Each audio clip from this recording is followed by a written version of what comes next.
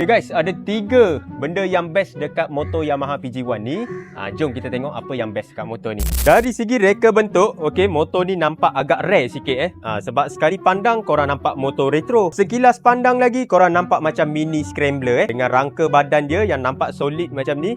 Memang sangat cantik. Tambahan, aku sangat-sangat suka kemasan pada bahagian seat dia ni warna coklat gelap, okay. Body dia warna hitam solid macam ni. Cantik tau. Untuk meter pula, aku dah lama tak tengok meter analog macam ni dia punya look ni sangat-sangat klasik sangat-sangat ikonik.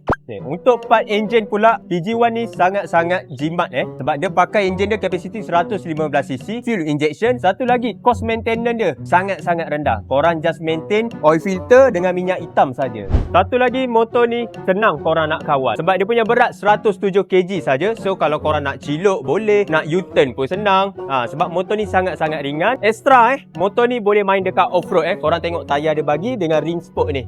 So nak masuk off-road pun boleh. So kalau korang berminat dengan Yamaha PG1 ni, korang jangan ragu-ragu nak ambil motor dengan saya. Saya punya customer ni memang banyak sangat dekat TikTok. Sebab apa? Saya ada buat penghantaran percuma sampai depan rumah korang. Kita cover seluruh Semenanjung Malaysia. Berminat, tekan beg biru dekat bawah. Ciao.